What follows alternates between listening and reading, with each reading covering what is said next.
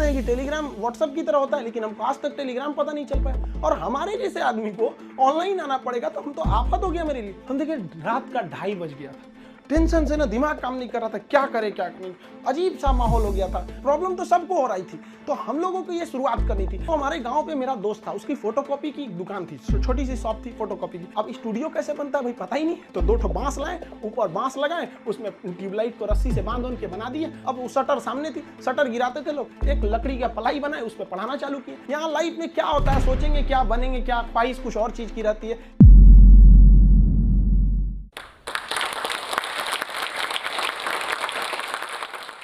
जय हिंद। बेहतर से बेहतर होने का तलाश करें, मिल जाए नदी तो समंदर की तलाश करें। टूट जाते हैं शीशे पत्थर की चोट से, पत्थर टूट जाए ऐसे शीशे तलाश करें।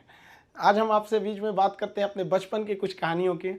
देखिए हमारा परिवार एक जॉइंट फैमिली में, हम लोग एक छोटे से परिवार में जन्म लिए। सब लोग एक साथ रहते थे, अंकल सबका परिवार यहाँ पे, उसमें हम लोग के मकान के भी एक कमरे थे जिसमें हम लोग रहते थे। बचपन में हम बहुत बदमाश थे, मेरी मम्मी को सबसे ज़्यादा परेशानी थी। कोई जॉइंट फैमिली होने की वजह से क्या होता था कि परिवार में बहुत लोग रहते थे, मोहल्ले वाले, पड़ोस वाले, और उस समय मोबाइल वगैरह नहीं होती थी, हम लोग यही गुल्ली डंडा वगैरह खेलते रहते थे। डेली किसी न किसी से हम झगड़ा किए रहते थे। मेरी मम्मी परेशान होकर रहती थी, करेगा क्या ज़िंदगी में, बहुत परेशानी हो जाती थी। और बचपन में थोड़ा सा फाइनेंशियली प्रॉब्लम होने की वजह से हर चीज़ लिमिटेड तौर पे मिला। स्कूल हम एक नॉर्मल से स्कूल में गए, और पेंसिल वगैरह तक का भी बचपन में हिसाब मिलता था। पेंसिल खरीद के आती थी, उसमें से आधा काट के आधा तुम लो आधा तुम लो, तुम्हारा पहले कैसे खत्म हो गया, तुम्हारा ज़्यादा कैसे चला, काफ़ी ये सब समस्याएं थी। घर के आगे एक कॉलेज था, उस कॉलेज में हम लोग जाते थे देखने के लिए, किसी का पेंसिल तो छूट नहीं गया, किसी का पेन, मतलब जो कुछ किसी का रह जाता था छुट्टी के बाद तो लेके आते थे लोग। या फिर किसी का मतलब कोई किसी के पेज में, किताब में, कॉपी में कुछ पेज सादा बच जाता था, तो हम लोग उसको कलेक्ट करके ले आते थे और मम्मी को देते थे। मम्मी देखिए इसमें 2 पेज सादा है, इसमें 3 पेज है, उस सबको ले आके एक जगह बनाते थे। मम्मी उसको सुई धागा से सिल देती थी और उसको हम लोग एक कॉपी बना लेते थे। आज भी आदत उसी में है। ये आज महंगी कॉपियों पर तो हाथ ही नहीं चलता है, वहाँ पर उसी भी आदत लग गई है वहाँ। और बचपन में हम लोग के घर पे गाय वगैरह भी थी, छोटे छोटे जानवर वगैरह, ये सब के पालने में इन लोग के लिए करते रहो। ये सब करते करते बचपना निकल गया। और इस बीच मेरे पिताजी जो थे वो अलग अलग जगहों पे वर्क करते रह गए, कभी शिप बिल्डिंग में, कभी पाइपलाइन में, कभी फॉरेन में, अलग अलग जगह पे एक स्टेबल नहीं रहा, जिसका खामियाजा हम लोग को आगे जाके बहुत बड़ा भुगतना पड़ गया था। फाइनेंशियली खराब होने की वजह से हमको शुरुआत में, हम जब 8 पास किए तो वहीं से हमको फौज में जाने का थोड़ा सा जुनून लगा कि हमको फौज में जाना चाहिए। तो हम 9th में जब पढ़े थे, सैनिक स्कूल का एंट्रेंस का एग्जाम दिया, उसमें मेरा सिलेक्शन ही नहीं हुआ, पता नहीं क्यों सैनिक स्कूल में नहीं हुआ।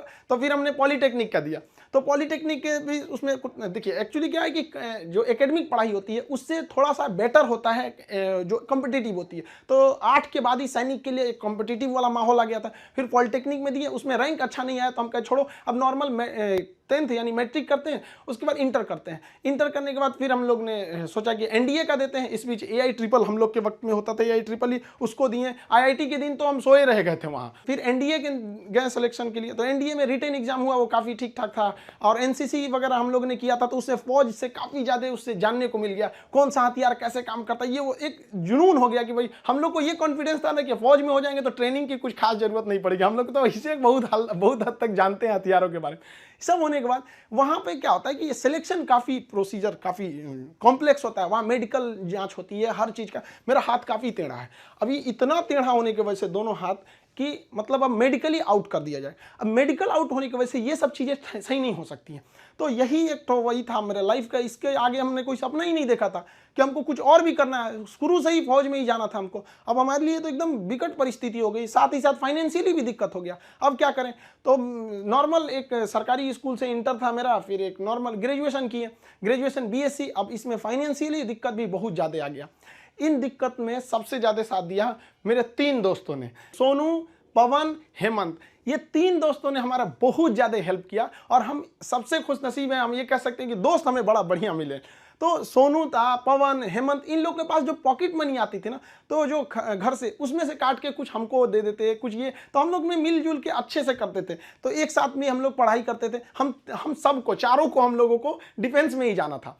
अब हम लोग ने क्या किया भाई, बाकी लोग की फाइनेंशियली ठीक थी, हेमंत की भी सही नहीं थी, तो वो सेल्फ डिपेंडेंट था। तो हेमंत ने कहा कि एक काम कर तो भाई, चलो तुम भी को टीचिंग में ले आते हैं। तो उसने क्या किया, हमको एक होम ट्यूशन के पास ले गया पढ़ाने के लिए। होम ट्यूशन, अब वो हम लोग को बच्चों को उतना पढ़ाने का आइडिया नहीं, बस उसको लड़का बहुत पढ़ने में कमजोर था और उसको होम ट्यूशन पढ़ाया गया ना, स्कूल में बहुत अच्छा टॉप पे आ गया वो, उसके घर वाले काफी खुश हुए सब, और वो बहुत अच्छा सा पढ़ रहा था।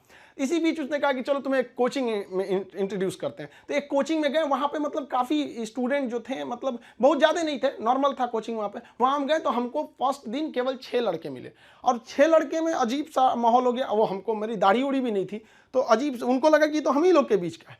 तो हम 6 बच्चे को पढ़ाएं, हमको भी खुद एम्बेरस फील हो रहा था कि ये लोग हमको उस तरह से देख क्यों नहीं रहे हैं। अब उसको 6 लड़कों से अगले दिन वो 50 हो गए, फिर 100, 150, इतना तेज बढ़ने लगा। अब वो कोचिंग वाला जो था उसको लगा कि नहीं भाई, पैसा तो ठीक आ रहा है यहाँ पे, ये तो ठीक ठाक है। तो उन्होंने हमको कह दिया कि भाई देखिए सर, आपको अपना नाम, पता, एड्रेस, मोबाइल नंबर कुछ भी नहीं देना है। हम कहा हमको जरूरत भी नहीं है इसकी, हमको चुपचाप पीजी वगैरह करना है यहाँ पे। हमारी तो फौज का सपना टूटा था, समझ में नहीं आ रहा था करे क्या करें यहाँ पर, क्योंकि लाइफ बड़ी अजीब चीज होती है, जब तक आपको समझ में आएगी आधी बीत चुकी रहती है।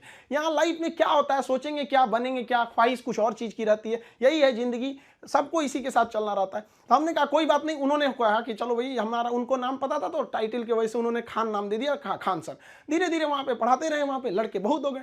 वो कोचिंग वालों को पैसा ज़्यादा दिखता था, हमें बच्चों का करियर दिखता था। वो कहते थे कि सर इतनी कम फी में आप इतना क्यों बता रहे हो। हम कहे सर हम कैसे करें, उनके साथ किस तरह से हम कह देंगे कि तुम्हें कम बता। इस वजह से थोड़ा सा टसल हो गया, हमको वो छोड़ना पड़ गया कोचिंग। फिर दूसरे जगह गए, तीसरे जगह, उसके बाद से हम लोग ने यहाँ पर आके अपना खान जीएस रिसर्च सेंटर किए। तो हमारा यहाँ पे कुछ खास जानकारी नहीं थी पटना में, क्योंकि हम लोग गांव एरिया से आए थे। तो यहाँ पे कुछ पार्टनर्स वगैरह को कुछ ढूंढे यहाँ के लोगों को, उन लोगों ने तो सत्यानाश ही कर दिया। उन लोगों ने सारा चीज, 6 महीने बाद उन लोगों का फुल प्लानिंग था कि कोचिंग को हड़प लेना है। उन लोगों ने कहा कि बेंच भी मेरा, कुर्सी मेरा, पंखा में, सब कुछ। हम तो परेशान हो गए, मेरे पास कुछ भी नहीं बचा। ये हाल कर दिया लोगों ने कि हमारे जेब में केवल 40 रुपया बचे थे और घर लौटने के लिए 90 रुपये चाहिए था। हम परेशान हो गए, भाई कम से कम 90 तो छोड़ो, घर चले जाएं यार, पे यहाँ पे क्या कर दिए। कोई दिमाग काम नहीं कर रहा था। तो गंगा के किनारे हम बैठे थे शाम के वक्त में, टेंशन में। यहाँ पर सोचे कि अब टेंशन में जाएंगे, अब रूम। तो यहाँ से जब रूम पे गए, वहाँ पे पता चला वो दरवाजा खटखटाए तो कोई खोल ही नहीं रहा था। बड़ा देर बाद खोले तो मुझे कहाँ थे, हम कहे यहीं पे नदी बैठे थे, टेंशन में थे थोड़ा सा। कहे कितना टाइम हो रहा है, हम कहे यही 7-8 बज रहा होगा। तो उन्होंने कहा कि घड़ी देखो। हम देखे रात का 2:30 बज गया था। टेंशन से ना दिमाग काम नहीं कर रहा था, क्या करे क्या नहीं, अजीब सा माहौल हो गया था। अब हमको समझ में आ गया कि भाई हमारे पास केवल 40 बचा है, यानी ऊपर वाला हमको रोक रहा है यहाँ पर किसी ना किसी वजह से, तो हमें रुकना चाहिए। अब फाइनली हमने भी डिसाइड कर लिया कि अब हमको अपने फिर से एक नई शुरुआत करनी है। इस बीच हमको एक अनुभव मिला कि भाई सब पर आप आंख बंद करके भरोसा नहीं कर सकते। अब टीचर और स्टूडेंट का एक रिलेशन भारत में बहुत बेहतरीन है, ये आदिकाल से देखा जाता है। तो हमने क्या किया ना, अब कोचिंग्स में ना स्टूडेंट्स जो थे, बहुत जो पुराने थे, जिनका मान के चलिए कहीं जॉब हो गया, अभी ज्वाइनिंग लेटर का वेट कर रहे हैं ऐसे, तो उन लोगों को रखे कि भाई देखो हम लोग को फिर से शुरुआत करनी है, क्योंकि ऐसे हम लोग छोड़ नहीं सकते हैं। क्योंकि यहाँ पे क्या हो गया कि कोचिंग एक इंडस्ट्री बन चुका है, लोग इसको इनकम सोच रहे हैं। अब हम लोग आंख में इसलिए खटकते थे, हम लोग के लिए पैसे मायने नहीं रखते थे, लड़कों का पढ़ाई मायने रखता था। तो प्रॉब्लम तो सबको हो रही थी, तो हम लोगों को ये शुरुआत करनी थी। अब शुरुआत किए कैसे तैसे, थोड़ा बहुत पैसे से स्टार्ट किए लोग। अब वहां पे क्या है कि जो गरीब है पैसे मत दो भैया, विकलांग हो मत दो, कभी कोई इस तरह से जोर नहीं दिया गया। इस वजह से ही फाइनेंशियल प्रॉब्लम है। अगर अदरवाइज में आदमी पैसे के पीछे पड़ा रहता तो कोई प्रॉब्लम नहीं था। इस बीच हमारे कोचिंग पे बम चल गया, तबातोड़ बम चल रहा है। हमको अजीब सा लग गया कि भाई हम कोचिंग में कि बॉर्डर पे खड़े हैं, हमारा सपना तो नहीं पूरा हो गया, हम फौज में आ गए हैं।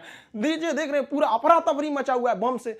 इतनी तबाही हो गई हमको, मतलब एकदम लास्ट में आ गए कि हमको अब लगता है यहाँ से छोड़ देना पड़ेगा। फिर लड़कों ने कहा कि सर आप हाँ हिम्मत मत हारिए। हमारे कोचिंग में, हमारा जो कैंपस है इसके अगल बगल में 17 कोचिंग है, सबका शटर बंद हो गया, सब लोग भाग गए। लोग, हम लोग अकेले, भाई कम से कम कोई पूछते भी आता तो कम से कम एक सहानुभूति लगती है। लेकिन लड़के आए, लड़कियां तक आई कि सर कोई बात नहीं आप खोलिए, हम लोग पढ़ेंगे लोग, यहाँ कितनों बम चले यहाँ पे। तो हम क्या किए, पूरे कैंपस में मेरे कोचिंग पे सुबह में बम चला था, शाम वाले बैच में पूरे फुल प्लेजेड से स्टूडेंट आए थे, और जो बच्चे पढ़ रहे थे उसके अगले बैच के बच्चे नीचे खड़े होकर कह रहे थे कि अगर बम चलेगा तो पहले हमारे ऊपर बम चलेगा, कोचिंग को कुछ नहीं होने देंगे। बहुत हेल्प हुआ हमको यहाँ पर, बच्चों ने ही हमको बहुत ज्यादा सपोर्ट किया। और धीरे धीरे ऊपर वाला सबको देखते रहता है, क्योंकि हम लोग हम दूसरे के सीसीटीवी कैमरे से बच सकते हैं, ऊपर वाले के सीसीटीवी कैमरे से नहीं बच सकते हैं। और अचानक साथ मिला, सारे बच्चे देखते देखते हमने बच्चों के लिए लाइब्रेरी भी डाला, वो पटना का सबसे बड़ा लाइब्रेरी हो गया, फिर कोचिंग बड़ा हो गया, सब कुछ सही हो गया, लड़कों का रिजल्ट आने लगा, सारे लड़के खुश हो गए। और खास करके उस बैच के लड़के जो पढ़ रहे थे और जिनके पास बम्बार्डमेंट हुई थी, वो भी उनके लिए पहला अनुभव था। सब डर गए थे कि आखिर क्या हो रहा है, और देखते देखते सब कुछ सही हो गया। तब तक अचानक बीच में आ गया कोरोना, और कोरोना ने लॉकडाउन किया और सब चीज घर के अंदर हो गया।